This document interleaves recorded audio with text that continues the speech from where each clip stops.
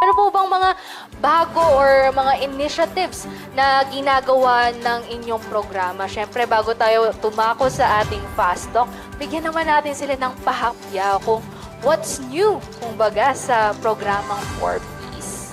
Sige, siguro what's new? Abalang-abala, hindi lamang ang 4Ps pero ang ating ahensya dahil alam naman po natin na itong mga season na ito yung mga panahon na ating dedepensahan yung ating mga budget at yung 4Ps nga po, yung isa sa may pinakamalaking budget sa department po natin. And speaking of budget, kasalukuyan din natin nire-roll out yung ating Digital Financial Literacy Module. Ito po yung ating pagbibigay ng sapat na kaalaman sa ating mga benepisyaryo kung paano ang wastong paggamit ng kanilang mga kita, paano magkaroon ng ipon, at kung paano pang mas mapapaayos yung kanilang pagbabudget sa kanilang pamilya. And then, tuloy-tuloy din po yung ating pag-a-assess ng ating mga beneficiaries. Ito po yung pagtingin doon sa kanilang estado ng pamumuhay at ating tinitingnan kung sino na nga ba yung mga handa nang umalis doon sa program na tinatawag natin o mag-graduate. Yes. And then tinitingnan na din natin kung sino naman yung pwede, yung mga may kailangan pa ng ibang tulong mula sa iba't ibang ahensya din natin. At noong SONA nga, i-declare doon sa F1KT cash grants para naman po doon sa para sa mga buntis at para po doon sa mga batang may edad 2 pababa po. Kaya po doon sa mga beneficiaries natin, mangyari pong i-update po natin yung ating household profile upang makapture yung ating mga miyembro ng pamilya na buntis at yung mga bata na may edad 2 pababa. Yan. Ito yung mga bagong inisyatiba ng ating programang 4Ps, parang halos in all aspects of life talagang natutulungan yung mga benepisyaryo ng 4Ps. Yung programang yun, ang laki talaga ng natutulong sa kanilang buhay. Ito naman po, Miss Grace, na-curious lang ako dahil nga madami talagang natutulungan ang programang 4Ps at nakikita ko rin po na napakarami na pong nagsipagtapos sa pag-aaral. Kakatapos lang ng graduation season, Meron po ba kayong alam or may gusto po ba kayong i-share na success story kung saan talagang nagsumikap yung mag-aaral na yon nakabilang sa isang household para makapagtapos siya ng pag-aaral? Oo, marami tayong kwento na mga ganyan. In fact, hinighlight nga yan ni Presidente nung nakaraang SONA niya. Ipinagmalaki niya yung ating mga top-notchers mula dun sa Ilocos at saka sa Davao. Pero maliban po dun sa dalawang yon, meron na po tayong 53 na na-produce ng mga board top-notchers sa iba't ibang licensure examinations. Madami po sa kanila yung mga let passers or yung mga licensure examination for teachers. At marami din tayong na-produce ng mga top-notchers ng mga social workers. In fact, yung iba doon po ay employed na ng DSWD. Parang ito po yung pamamaraan naman nila ng kanilang pagbabalik ng tulong ng pamahalaan sa kanila. Siyempre, nais din nating ibalita naman yung kauna-unahan natin ng mga 4Ps organization na nakapag-participate doon sa isinasagawa nating bidding process na kung saan sila yung nanalo doon sa bidding process para naman po sa disaster response na programa ng DSWD. Sila po ay mula sa Region 12 or yung Soxargen region. At sa ngayon po, kumikita na po sila ng milyon at ipoproseso na po natin ito doon sa kanilang pagta-transition naman po.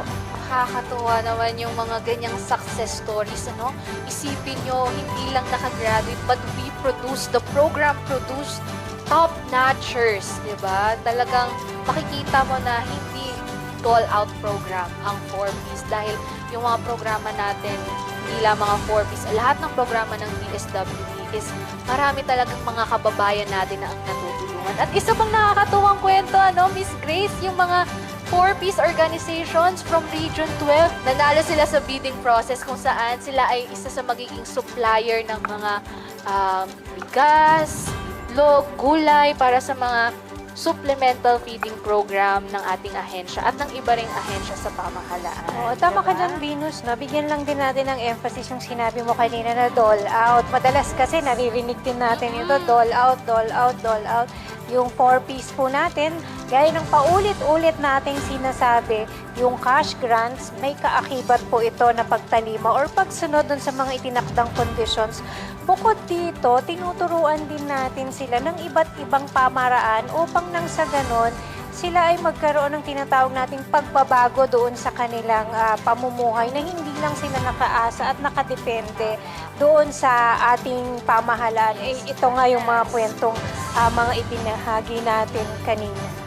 Ito naman po, Miss Grace, meron po tayong katanungan para naman sa ating mga kababayang nasa GIDA areas or yung tinatawag nating geographically isolated and disadvantaged areas. Kasi alam naman po natin na marami po tayong mga 4Ps na nakatira talaga sa liblib na lugar at yung iba po is walang mode of communication, walang mga phones, ganyan.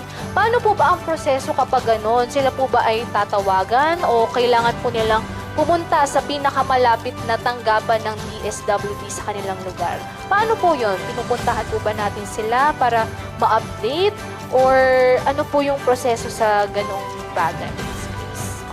Alam mo, maganda yung tanong mong yan. Ano? Ito yung hindi na madalas nakikita ng ating mga kababayan, yung pinagdadaanan ng ating mga city municipal links na tinatawag natin. Kadalasan mga social workers yan eh. Yung tumatawid sila ng ilog, sumasakay sa kabayo, naglalakad ng ilang oras upang mapuntahan lamang yung ating mga beneficiaries. Ginagawa po yan ng ating mga city municipal links. Yung pagpupunta upang ma-check kahit sila po ay nandoon sa tinatawag nating mga GIDA areas na nabanggit mo kanina, meron din tayong isinasagawa na pag-i-inform sa kanila doon. Gumagamit din tayo ng mga community radios para marating at maipaalam sa kanila ano na nga ba yung mga latest doon sa ating programa. Ang ibig sabihin yan, lahat ng maaaring pamaraan upang ma-reach natin yung mga beneficiary natin na nasa liblib, nasa kasulok-sulukan ng bansa natin ay ating marating at maibahagi sa kanila ano na nga ba yung mga latest doon sa programa natin.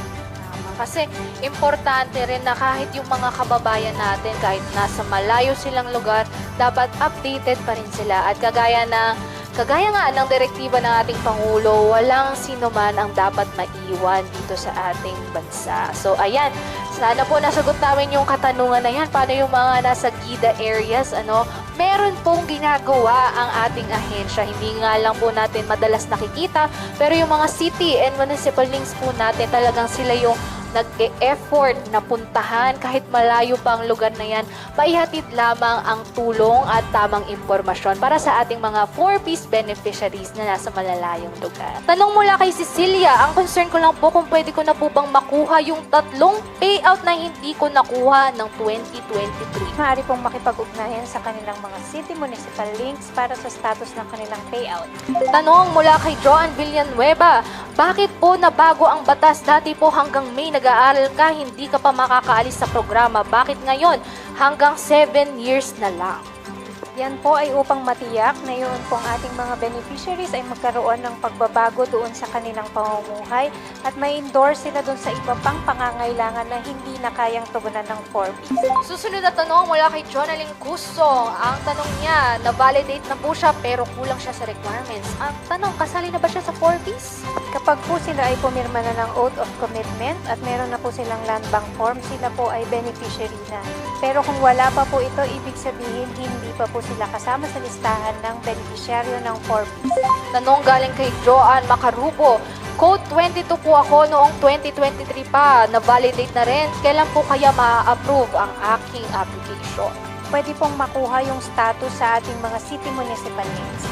Tanong galing kay Mads Kalisay. Totoo po bang hindi lahat ng napasama as non-poor ay makatatanggap ng educational grant? Depende po sa naging resulta ng ating validation. Kapag ka po sila ay napatunayan na non-poor na automatic na po ang kanilang pag-exit. Medyo nagiging paulit-ulit din yung mga tanong ng mga beneficiaries natin kung mababayaran ba sila doon sa mga na-hold na cash grants nila.